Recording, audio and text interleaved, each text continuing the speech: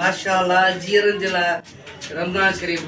सुभाणे अची वियो सुभान अल्लाह सुभान अल्लाह सुभान अल्लाह रमजान शरीफ हुआ से हर कंहिंजी रोज़ी आहे असां दर्जन जी रोज़ी आहे मन्यारी वारनि जी रोज़ी आहे किराने वारनि जी रोज़ी आहे वाह बरकत महीनो आहे बरकत वारो महीनो भलारो महीनो पर मां के वालेकुम अस्सलाम वाह बरकत महीनो से अलाए तो अहिड़ो महीनो जबरदस्त महीनो सुभान अल्लाह नहीं छोड़ो वठी दे ॿ मिंट चुप करे बीहो बाबा मां तव्हां सभिनी खे अर्ज़ु थो रखां त सभई रोज़ा रखिजो इंशाल्लाह इंशाल्लाह निमाज़ में पढ़जो बिल्कुल वॾो सवाब अथव तराबी निमाज़ में छा त तराबी निमाज़ में सवाब आहे को पढ़ी त ॾिसे घर आया नहीं छोड़ो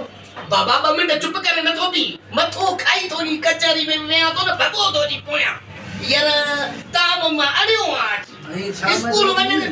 शाम जो भी रोज़ो मना में कदा रोज़ो का तो माण्हू शरबत का खार को वॾो मज़ो लॻो पिया ग़रीबनि जे लाइ बि को ग़रीब मिसाल मां सरंदी वारो आहियां का शइ पचायां थो रमज़ान शरीफ़ लाइ त 2 घर पाड़े में ग़रीब आहिनि न दिल खोले उन्हनि ते मां पचायां थो बिल्कुल बिल्कुल इहो त अञा वॾो यार मुझे छोड़ो वठी देना होना घर स्कूल विदो एडी तकड़ दो करी पढ़ाई जो भी शौक अथई यार वो खर्च कराने में पूरा हो मुके छोदो वठी ॾेई पोइ निकिरंदो कर तूं बि जेको आहे ईअं थो हाणे बाहि बाहि अरे कोन वठी नो या सौदो जो हींअर छोकरो भॻो आयो आहे केड़ो सौदो छा चयो तने केड़ो सौदो वठी आया ॿुधा चांवर हा हिंदारा हिंदाना ऐं शरबत खलबत दाल दाल टमाटा टमाटा अचार बटालू बचल बी वठी देना वना गोटे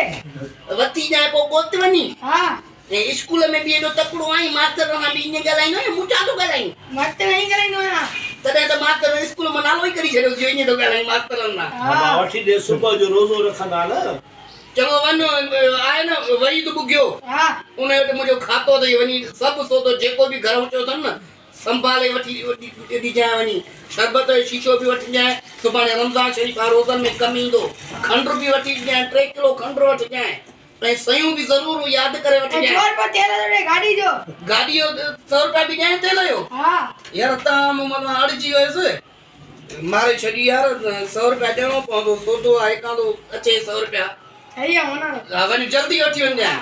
ॿार ई दिलि में न कयो ना कमाल जहिड़ी ॻाल्हि आहे यार तव्हां बि सौदो वठी घर न ॾेई ईंदव पोइ तो सगत खे माना यार ॻाल्हि विसरी वई त सुभाणे रमज़ान शरीफ़ आहे घर जो सौदो सभु आहे हे रोज़नि जे लाइ सौदो वठण आयो ते जी माना त तू रोज़ा रखंदो ई नाही रोज़ा रखंदा तॾहिं त छोकिरो टाइम ते पातो न बाबा रमज़ान शरीफ़ में छा त 27 जी रात में